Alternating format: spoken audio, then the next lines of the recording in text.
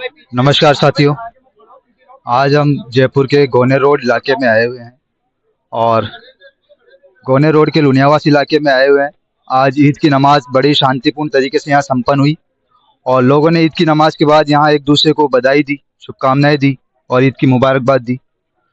उसके बाद हमने यह देखा कि मस्जिद के बाहर यहाँ के स्थानीय लोग प्रदर्शन का मुजाहिरा करते हुए, और जब हम यहाँ पे आए तो हमने पाया कि कुछ लोग यहाँ पर वक्फ की जो बिल लाया गया है उसके खिलाफ यहाँ पर प्रदर्शन जाहिर करते हुए नजर आए। आज हम यहाँ पे आए हैं और यहाँ लोगों से, स्थानीय लोगों से बात करेंगे कि क्या वाकई क्या इनका मुद्दा है और किसको लेकर के यहाँ इकट्ठा हुए हैं और क्या इनका प्रदर्शन है। तो हम बात करते हैं और जानने की कोशिश करते हैं असल में क्या मुद्दा है जिसको लेकर यहाँ के स्थानीय निवासी ईद की नमाज के बिल्कुल बाहर आते ही और अपना प्रदर्शन इन्होंने शुरू कर दिया। तो हम एक बार यहाँ के स्थानीय निवासियों से बात करते हैं और जानने की कोशिश करेंगे कि क्या है असल मुद्दा। तो क्या नाम है सबसे पहले आपका? अतीकुर रहमान मेरा नाम है। हाँ, तो आप किस मुद्दे को लेकर आप यहाँ पर इकट्ठा हुए हैं? क्या आपका मुद्दा है कि आपने ईद की नमाज को ही क्यों चुना, आज के दिन को ही क्यों चुना? आज वैसे भी ईद की नमाज के बाद में सिवैयों का दौर शुरू हो जाता है, लोग अपने घरों में जाते हैं, मेहमानों को बुलाते हैं। तो आज आपने आज ही का दिन क्यों चुना और इसके पीछे आपका क्या राय है, क्या आपने ये सोच कर ये किया है? भाई हम ये बताना चाहते हैं कि भाई ये जो वक्त का जो आया है संशोधन का, ये कोई गवर्नमेंट की ज़मीन नहीं है, ना कोई इलीगल ज़मीन है। ये मुसलमानों की वक्त की भी ज़मीन है। ये हम किसी भी हालत में ये जो आया है वक्त का, ये हम किसी हालत में मस्जिदों को और ये हमारे जो दरगाहें हैं, हमारी कब्रस्तान है, ये ज़मीन हमारी खुद की पर्सनल है। तो हम इसको किसी हालत में किसी को नहीं देंगे। इसलिए हमने शांतिपूर्वक ये प्रदर्शन किया है और हमने इस मुल्क के लिए, अमन अमान के लिए दुआएं की हैं कि भाई हमारे मुल्क के अंदर हिंदू, मुसलमान, सिख, ईसाई सब अमन अमान के साथ हम रहते हैं। इसलिए हमने इसके लिए दुआएं की हैं। ये जो हमारे जो कुछ गवर्नमेंट है, कुछ लोग ऐसे हैं जो फितना फसाद फैलाते हैं, वरना हिंदू और मुसलमान की गंगा जमुना तहजीब है। हम हमेशा से साथ में रहते आए हैं। उनका हमसे काम चलता है, हमारा उनसे काम चलता है। आज तक हमारे अंदर कोई ऐसी बात नहीं है। तो केंद्र सरकार तो ये कह रही है कि हमने ये जो बिल हम संशोधन कर रहे हैं ये मुसलमानों के इसमें कोई नुकसान नहीं है, नुकसान मुसलमानों के लिए, और ये हम मुसलमानों के हक के लिए इसको संशोधन कर रहे हैं, उनका तो कहना ये है। आप कैसे मानते हैं कि ये मुसलमानों के लिए सही नहीं है? नहीं, ये बिल्कुल हथियाने की कोशिश कर रहे हैं कि भाई मस्जिदों को रजिस्ट्रेट कराओ और आप मदरसों को रजिस्ट्रेट कराओ। मदरसे जितने भी चलते हैं ये सारे के सारे मुसलमानों के आवाम के उससे चलते हैं। आवाम उसके अंदर ज़कात देती है, फितरा देती है और इमदाद करती है, तब जाके ये आवाम से चलता है। आज तक कोई ऐसा मदरसा नहीं है जो हम गवर्नमेंट की तरफ से लेते हों। ये सारे मदरसे, ये मसाजिद हैं, ये हमारे मकतब, ये हमारी खानकाहें, ये सब उम्मत मुस्लिमा के चंदे से चलता है ये सब। तो इसलिए ये क्या गवर्नमेंट मस्जिद की ज़मीनों को, मदरसे की ज़मीनों को, मकतब की ज़मीनों को और जितनी भी दरगाहें हैं, ये उनको हथियाने की कोशिश कर रही है। तो आज आपकी क्या मांग रहेगी सरकार से इस प्रदर्शन के जरिए? हमारी इस प्रदर्शन के जरिए शांतिपूर्वक हमने करा है, हम कोई उधम धाड़ नहीं कर रहे। शांतिपूर्वक हमने इसको किया है और हम गवर्नमेंट से यही कहेंगे, जिस तरीके से हमारे उलमा कह रहे हैं उनकी बात को आपके मानना पड़ेगा। अगर आप लोगों ने अगर हमारी बात को नहीं माना और इसके अंदर अगर आपने कुछ रद्दोबदल करने की कोशिश करी, तो हम जिस तरीके से भी आएंगे, आज हम इस तरीके से प्रोटेस्ट कर रहे हैं, कल हम बड़ा प्रोटेस्ट करेंगे, हो सका तो हम दिल्ली के अंदर भी बड़ा प्रोटेस्ट करेंगे।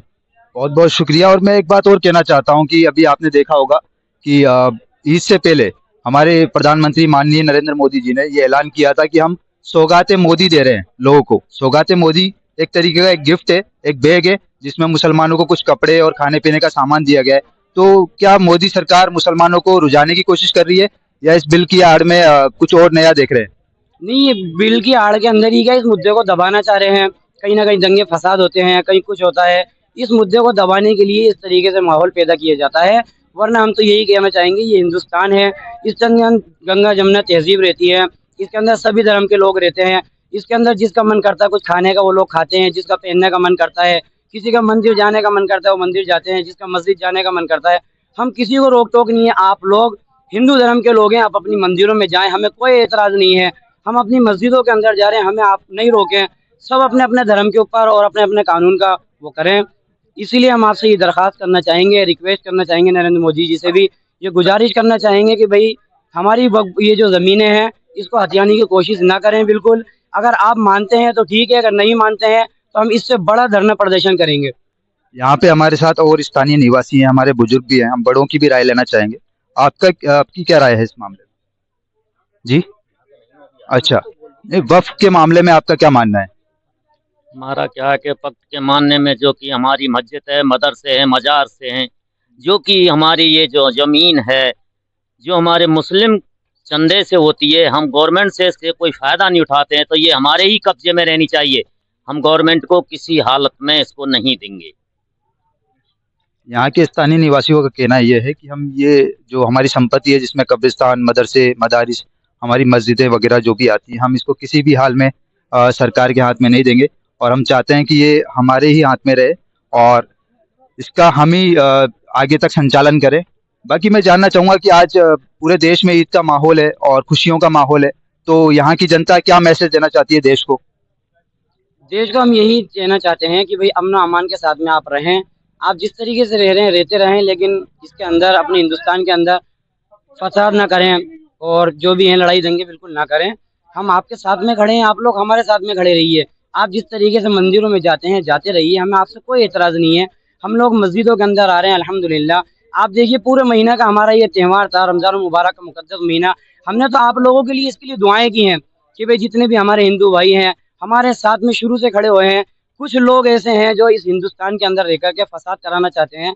हम उनसे भी यही कहना चाहेंगे, कोई अगर इस तरीके से हरकतें करता है तो उनको सख्त से सख्त कानूनी कार्रवाई की जाए और उनको सख्त से सख्त सजा दी जाए। तो हमारी जो एक शुरू से चली आ रही है परंपरा, हमारी आपस के अंदर मोहब्बत के साथ में ऐसा है, और उनको सख्त से सख्त सजा दी जाए। तो हमारी जो एक शुरू से चली आ रही है परंपरा, हमारी आपस के अंदर मोहब्बत के साथ में ऐसे ही चली रहे। हमने तो हमारे रमज़ानों के अंदर, हर तरावी के अंदर, हर नमाज के अंदर हमने हमारे मुल्क के लिए दुआएं की हैं कि हमारे मुल्क के अंदर अमन अमान रहे। आज आप देखिए कैसे फ़लस्तीन के कैसे हालात हैं। फ़लस्तीन के अंदर कोई बोलने वाला नहीं है, किसी की ज़बान नहीं खुली। हम यूँ कहते हैं कि इज़राइल का बायकॉट करें। आप ये देखिए जितनी भी सख्ती नज़र आ रही है, ये सारी की सारी देखिए आपके उसके लिए हैं कि इज़राइल का बायकॉट करें, और वक़्त संशोधन को हम बिल्कुल स्वीकार नहीं करेंगे। ये हमारी खुद की है, ना हमारी गवर्नमेंट ने हमें दी है, ना हमने कोई इल्लीगल इसके ऊपर कोई कब्ज़ा किया हुआ है। हमारी खुद की वक़्त की भी ज़मीन है ये। तो इसलिए आपसे ये रिक्वेस्ट है कि आप उसको इस तरीके से चल रहा है, चलने दिया जाए। बहुत शुक्रिया। जयपुर से जितेंद्र वर्मा की ये रिपोर्ट, दबंग केसरी।